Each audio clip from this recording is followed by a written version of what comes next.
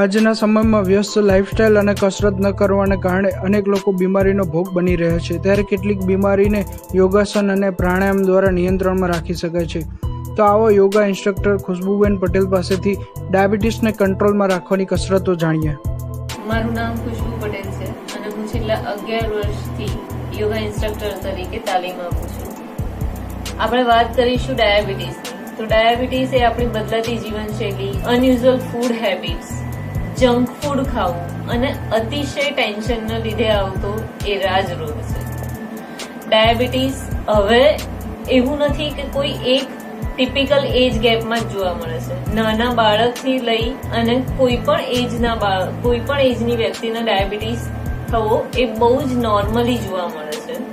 તો ડાયાબિટીસના માટે જે મુખ્ય આસન અને પ્રાણાયામ છે એ આપણે જોઈશું.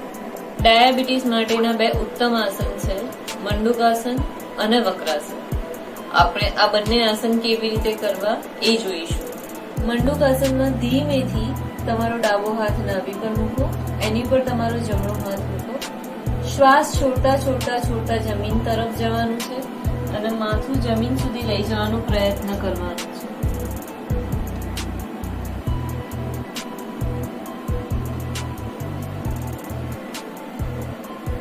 જ્યારે ઉપર આવો ત્યારે શ્વાસ ભરતા ભરતા આવો. મંડુકાસનમાં તમે નીચેની તરફ 3 સેકન્ડ, 5 સેકન્ડ, 10 સેકન્ડ અથવા 15 સેકન્ડ જ્યાં સુધી તમે નીચેની તરફ રહી શકો એટલું વધારે યોગ્ય છે.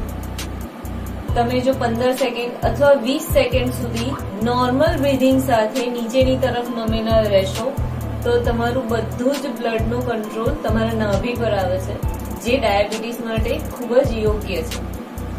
મંડુકાસનનું સેકન્ડ વેરિએશન, બંને હાથની મુઠ્ઠી વાળો, અંગૂઠા જોઈન્ટ કરો અને એ જોઈન્ટ વાળા ભાગને નાભી પર સેટ કરો. ફરીથી શ્વાસ છોડતા છોડતા છોડતા છોડતા છોડતા જમીન સુધી જાઓ અને ધીમેથી શ્વાસ ભરતા ભરતા ભરતા ઉપર. શ્વાસ છોડતા નીચે જમીન તરફ ગયા પછી જો તમારો શ્વાસ છૂટે પછી પણ તમે નોર્મલ બ્રીધિંગ થી મંડુકાસનને કન્ટિન્યુ કરી શકો છો.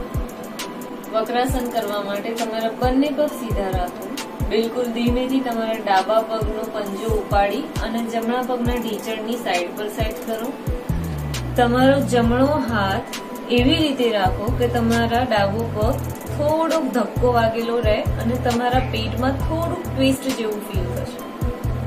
તમારા બંને હાથને સીધા રાખવાનો પ્રયત્ન કરો. જો તમે સીધા ના રાખી શકો તો જેટલું કરી શકો એવી રીતે રાખી શકો. તમે તમારા હાથને પણ આવી રીતે સપોર્ટ લઈ શકો છો.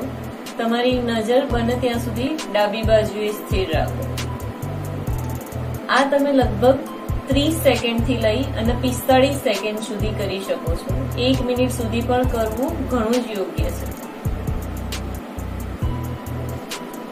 બિલકુલ એવી જ રીતે જમણા પગને ડાબા પગના ઢીચણ પર રાખી તમારી નજર સીધી જમણી બાજુએ રાખો.